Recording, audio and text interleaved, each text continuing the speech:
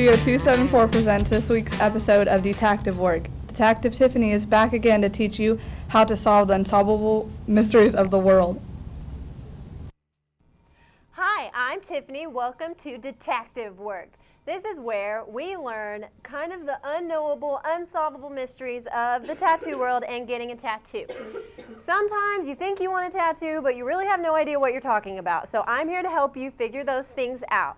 Last week we learned how to figure out if your tattoo shop was like a sterile, clean, sanitary environment, and that was very helpful. Stop the spread of a lot of diseases. This week we're going to learn how to tell if your tattoo artist is a real, legitimate tattoo artist or just a really grimy scam artist that wants your money and isn't a really good tattoo artist at all.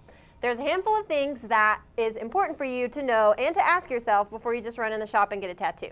So the first thing would be, it's kind of like questions you could ask the person and see what he says. You don't have to guess all these, but if you go into the shop and say, okay, hey buddy, so you want to put something on my body forever and ever and you say it's going to be good? Well, where did you learn to tattoo?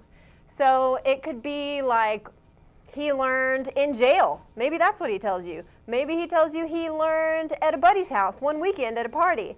Or maybe he tells you like, oh, I learned on YouTube in my spare time.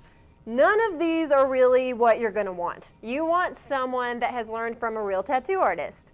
Hopefully, ideally, they've been apprenticed by a real tattoo artist. So this is what a tattoo license looks like. And really, if you want to get a tattoo, you should do it by a licensed tattoo artist. If they don't have a license, I would question why. It's also important to check all of the, to check their licenses and their regulations for every single state because they differ from state to state. So this is a Tennessee license, and I need a license in Tennessee, but in Texas, artists don't even have to be licensed, and they don't even have to go through the program. So it's important to know what state you live in and what regulations there are, and check those, because anybody could tattoo you in Texas, and that's not ideal. So the second thing is, say they have a license and they're ready to go. The next thing is, do they have a portfolio? A portfolio is a collection of work that they've done in the past to show you what they're capable of doing on you. It's important to look at this because if they have a portfolio, that means that they've done a lot of tattoos, and it's tattoos that they're proud of and that they're glad to show you and happy to show off for you. But if they don't have a portfolio, that could mean a handful of things. It could mean, one, that they're just terrible and they don't have anything they want to show you that they're proud of. Two, it could mean they haven't been tattooing for that long and they don't have enough to show someone, which is also a bad sign. So you want to go ahead and check and see if they have a portfolio, then check it out. Then be like, okay, you have one. Let me look at this. You need to look at their style. Say they only do black and gray, really serious portrait tattoos. If that's the case, if you want like a really cartoony kind of Hello Kitty tattoo, that might not be the best person to go to. So you're also checking the portfolio for style to see if that's consistent with the tattoo that you're wanting to get. Those are all important things. The third thing is, so you walk in the shop and say you're the only customer in there every single day and he's really eager to tattoo you. Basically like he's not that busy.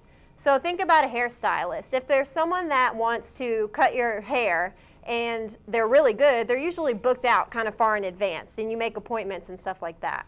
So if you see that you kind of need to plan to schedule your tattoo in advance because they're busy, because they're good at tattooing and they're filling up, that's a good sign. It's not a good sign if the person is sitting in the shop, never has appointments, is always willing to take walk-ins, and doesn't have a high demand. It's not a good thing.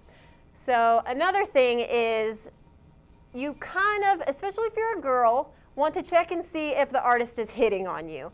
Because if he's being grimy, okay, so say he's like, oh, hey girl, welcome to my tattoo shop. And he's like proud like a peacock and kind of making it really cheap and stuff like that and hitting on you and saying he wants to do a tattoo like on your lower hip. That's probably not ideal. He's grimy, it's unprofessional, and you don't want to do it. So we'll get to more after the break. Enjoy the commercial. With the hustle and bustle of life, sleep sometimes gets put on the back burner. Well, hey there, cowboy. You look tired. Try out one of these new energy drinks. It's Kickstart Cola. Kickstart Cola is a new energy drink with 100% all-natural ingredients. Try Kickstart Cola today and get the healthy kick you need to get through your day.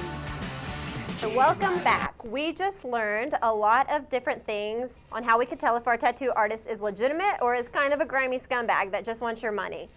What we're going to learn next is he making the tattoo cost more than it actually should? A lot of people don't know the cost of tattoos, and what I'm going to let you guys know is kind of the general cost. Usually there's a minimum for tattoos, and the minimum is about $40 or $50. So even if you want the smallest, tiniest tattoo in the world, don't be surprised when they say it'll still be $40 or $50. Now, on the other hand, if you want a giant, large tattoo and you expect it to be $50, that's not going to be the case either. So I have an example here of tattoos. Here is one that you can expect would be about $50. And it's really teeny tiny. You think it might be less, but that's about what it's going to be. Now, if you add color and lines and it gets bigger and things like that, it's going to increase in price. So that can go up to about $300, and there's an example of a good $300 tattoo. That's important to know. You don't want to offend your artist, and you don't want to kind of overcompensate for the work that you're getting. Another important thing to know is if they are actually drawing your tattoo or if they're just Googling it on Pinterest. So say you go through the motions, they have a portfolio, they have a license, they gave you a good price.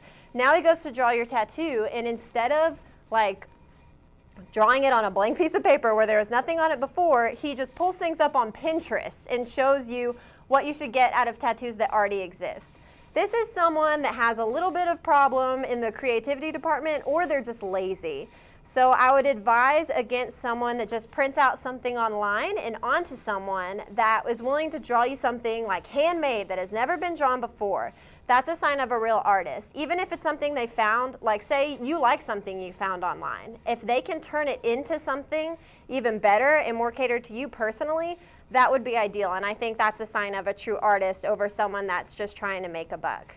So another important thing is if the person is clean and sanitary in the supplies and in what they use. You need to know that when you go to a tattoo shop, you want your supplies like needles and things like that. These are tattoo needles, and they are pre-packaged so that you can see that they've never been used before. This is not what you want to see. It is a tattoo needle that is open. It may have been used before. You have no idea where it's been. Even if it's been cleaned, it's still disgusting. So these go in people's bodies, in people's blood, and a tattoo is basically an open wound. So you need to be sure.